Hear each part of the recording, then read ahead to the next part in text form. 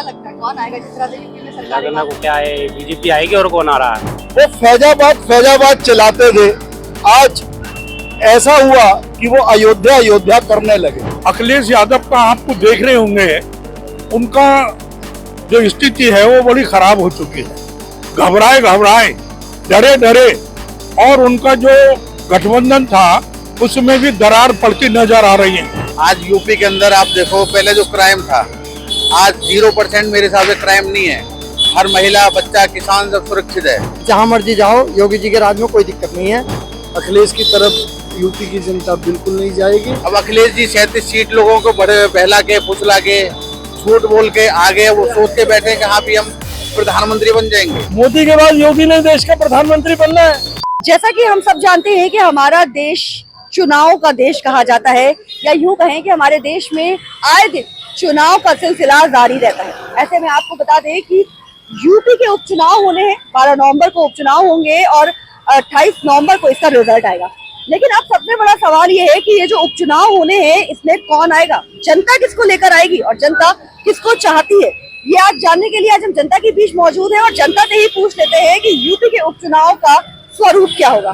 तो सर, जो यूपी में उपचुनाव होने हैं, क्या लगता है आपको? देखिए, अखिलेश यादव का आपको देख रहे होंगे, उनका जो स्थिति है वो बड़ी खराब हो चुकी है। घबराए डरे और उनका जो गठबंधन था उसमें भी दरार पड़ती नजर आ रही है। भारतीय जनता पार्टी तो बहुमत से वहां आएगी, सभी सीटों पर भारतीय जनता पार्टी विजय होगी। मुख्यमंत्री श्री आदित्य योगीनाथ जी उसमें सफल होंगे, अपने कार्य में सफल होंगे। समाजवादी पार्टी जिस तरीके से सनातनी बयान दे रही है, विरोधी बयान दे रही है, उनके एक विधायक ने जो बयान दिया हिंदुत्व को लेकर के, वो इस प्रकार की बातें हैं। तोड़ फोड़ की राजनीति करने वाले श्री अखिलेश यादव जो ये काम कर रहे हैं वो कभी अपने काम में सफल नहीं होंगे। उनके पिताजी थे श्री मुलायम सिंह यादव, उन्होंने भी हिंदुत्व को नकारा था और राम मंदिर जो बाबरी मस्जिद को उन्होंने जो हुआ था उसमें भी उन्होंने अपनी बड़ी अहम भूमिका निभाई और हिंदुओं के विरोध में उन्होंने गोली चलवाई। बहुत कार सेवक मारे गए थे। आज लोग भूले नहीं है। उत्तर प्रदेश का एक व्यक्ति जानता है किसानों को लिए उन्होंने अत्याचार किए थे। वो केवल बातें करते हैं परंतु काम नहीं करते। ऐसे ही उनकी सरकार आई थी, अखिलेश यादव मुख्यमंत्री बने थे, परंतु 5 साल में ही क्या हो गया, उनका धराशायी हो गए और वो चले गए। आज भी वो बहुत गठबंधन कर रहे हैं, गठबंधन की सरकार बनाना चाहते हैं, परंतु ऐसा कभी नहीं होगा। भारतीय जनता पार्टी विजयी होगी। श्री नरेंद्र मोदी जी की योजनाएं वो लागू होंगी। नरेंद्र मोदी जी प्रधानमंत्री हैं, योगी जी मुख्यमंत्री हैं, ये रहेंगे और आगे बढ़ेंगे। देश उनके साथ है, एक बच्चा उनके साथ है, किसान उनके साथ है, मजदूर उनके साथ है, महिला उनके साथ है, गरीब तबका उनके साथ है। भारत माता की जय। लेकिन सर ने जैसा कि किसानों के बारे में बात की है, तो किसान तो धरना प्रदर्शन कर रहे हैं, तो आपको क्या लगता है कि यूपी में क्या होगा? नहीं, यूपी में आपने कहाँ देखा धरना प्रदर्शन? यूपी में कभी किसान तो कर नहीं रहा, कोई कौन कर रहा है? नोएडा में हुआ आज। नोएडा में वो जो दूसरी पार्टी है अपोजिट वाले, वो अपने कुछ लोगों को लेके आते हैं साथ में, वही धरना दिलवाते हैं, फिर शाम को खत्म हो जाता है। आज यूपी के अंदर आप देखो, पहले जो क्राइम था आज 0% मेरे हिसाब से क्राइम नहीं है। हर महिला, बच्चा, किसान सब सुरक्षित है। पहले शाम को 6-7 बजते सर्दियों में कोई अपने खेत पे नहीं जाता था। आज पूरी रात खेत पे भी रहते हैं, रोड पे भी चलते हैं। आपको दिखता होगा कहीं क्राइम तो नहीं है। अब अखिलेश जी 37 सीट लोगों को बड़े बहला के, फुसला के, झूठ बोल के आगे वो सोच के बैठे कि हाँ भी हम प्रधानमंत्री बन जाएंगे।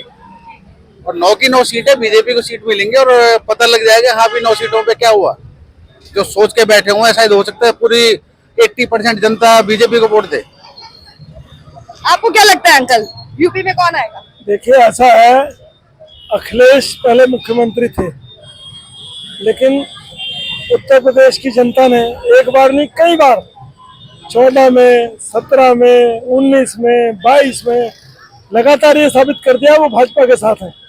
और अखिलेश जो झूठे बयान देते हैं अभी बयान कल परसों ही दिया है अखिलेश ने कि जंगल राज है। अरे जंगल राज तो तेरे टाइम था, योगी जी ने तो जंगल राज को समाप्त किया है। आज आप लगातार पूछ लीजिए, महिलाओं से पूछ लीजिए, वहां के ऐसे ऐसे उदाहरण है कि लोगों को तनख्वाह मिलती थी दोपहर में तो वो कहते थे हमें छुट्टी करो जी आप। अखिलेश के टाइम तो ये था कि लूट लेंगे हमें। आज योगी के राज में सब सुरक्षित है, सब आनंद महसूस कर रहे हैं और फिर बार बार जो योगी जी की जीत रहे हैं। और योगी जी तो इस समय उभरते हुए सितारे हैं। मोदी के बाद योगी ने देश का प्रधानमंत्री बनना है, तो इसलिए जिसका नेतृत्व इतना ऊंचा और महान है वो तो विजय ही दिलाएगा। आप कितना सहमत हैं अंकल? देखिए जी, मैं बिल्कुल सहमत हूँ। मैंने तो रामायण पढ़ी है। रामायण के अंदर भगवान राम स्वयं युद्ध हार गए थे, वो बंदी बना लिए गए और उन्होंने एक मौका दिया।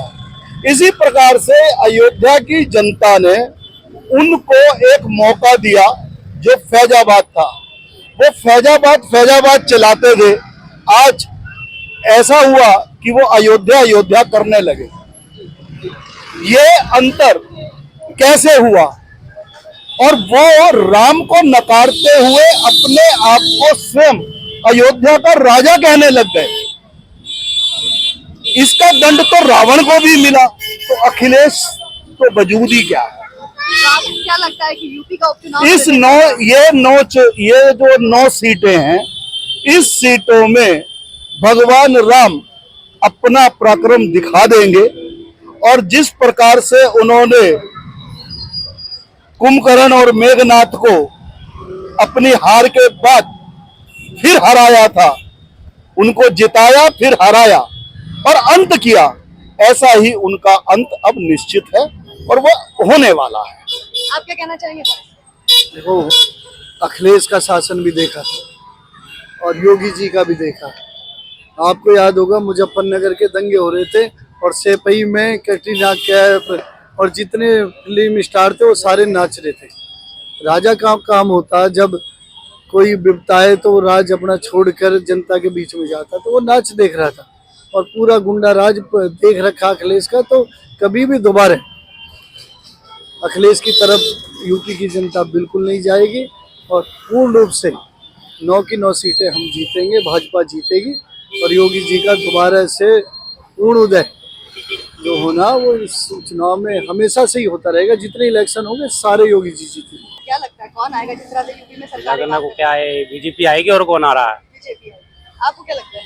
देखो मैडम, इस टाइम बीजेपी से ज़्यादा अच्छा काम कोई सी पार्टी नहीं करते। और गुंडागर्दी अब नहीं, पहले थी। हाँ, अब तो जो हम जैसे लोग हैं, शरीफ आदमी, उन्हें कहीं से कहते कोई दिक्कत नहीं है। पहले उन्हें दिक्कत थी, दिन दड़ा के लूट लेते थे, ये कर लेते थे, वो कर लेते थे। अब जहां मर्जी जाओ, योगी जी के राज में कोई दिक्कत नहीं है। हमें तो यही चाहिए बस, और क्या चाहिए हमें? गुंडागर्दी तो करनी नहीं है, शराफत से जीना है, कमा के खाना है और हमें यही चाहिए बस, खाओ पियो मौज लो। त्योहारों का समय है, ऐसे में हर व्यक्ति जो है इस समय बाजार में खरीदारी में बिजी है, तो ज्यादा कोई बोलना भी नहीं चाहता राजनीति को लेकर। लेकिन जितनी भी जनता ने बोला है उपचुनाव को लेकर, यूपी के उपचुनाव को लेकर, आपको बता दें कि सबके मुंह पर सिर्फ और सिर्फ बीजेपी का नाम है। सबका कहना है कि बीजेपी ने जिस तरह से काम किया है यूपी में, और कोई सरकार नहीं कर सकती। बाकी तो 12 नवंबर को जब यूपी के उपचुनाव होंगे और 18 नवंबर को उसका रिजल्ट आएगा, तभी पता चलेगा कि किसकी हार हुई और किसकी जीत। तब तक बने रहिए हमारे साथ और देखते रहिए पोस्ट लाइव में। श्रीवास्तव वीडियो पर्सन के साथ।